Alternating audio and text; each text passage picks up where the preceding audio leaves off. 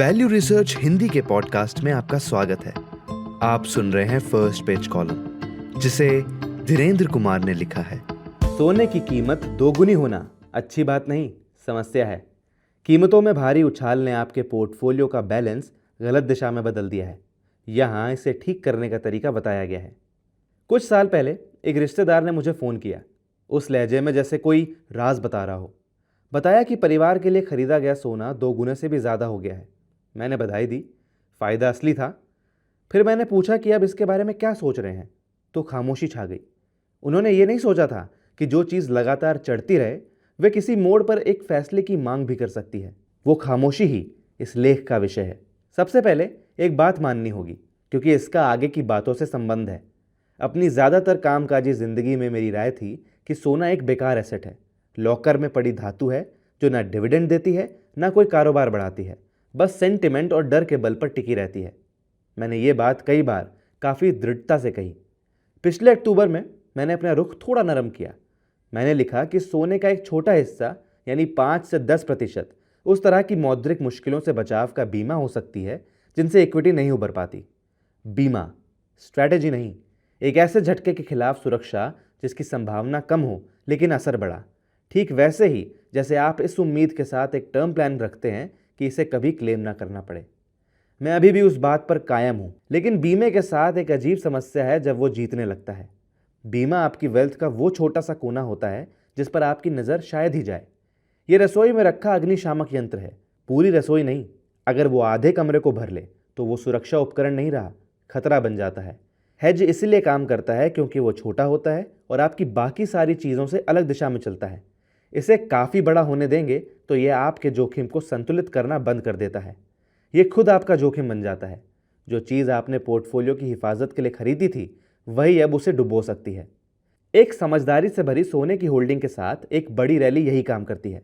मान लीजिए आपने मेरी सलाह मान ली और पोर्टफोलियो का 10वां हिस्सा सोने में लगाया, फिर सही काम किया और उसे छोड़ दिया। इस आकार की बढ़त उतनी ही नहीं रही, वो 10वां हिस्सा अब 5वां हो गया होगा या उससे भी ज़्यादा। आपने कुछ नहीं किया और फिर भी आपका एलोकेशन लगभग दोगुना हो गया, क्योंकि बाजार ने इसे रीबैलेंस कर दिया। लेकिन ऐसा गलत दिशा में हुआ। यही हिस्सा सतर्क लोगों को भी चकमा दे देता है। यह अनुशासन जैसा लगता है। आपने हिम्मत बनाए रखी, ऐप से दूरी रखी, वो हर सलाह अपनाई जो मैं सालों से देता रहा हूँ, और फिर भी बिना ध्यान दिए आप बदल गए। एक मामूली हेज लेने वाले एक ऐसे इंसान में बदल गए जो अपने साइकिल के शीर्ष पर एक ही एसेट पर बड़ा कंस्ट्रक्टिव दांव लगा रहा है। आप ऐसे गोल्ड बुल बन गए जिसने कभी इसे चुना ही नहीं। हेज चुपके से बेट यानी जुए में बदल गया। और देखिए कैसे ट्रैप बंद हो रहा है। जिस 5 से 10% को मैंने समझदारी कहा था, वो अब 15 से 20% बन गया है, जिससे मैंने आपको सावधान किया था।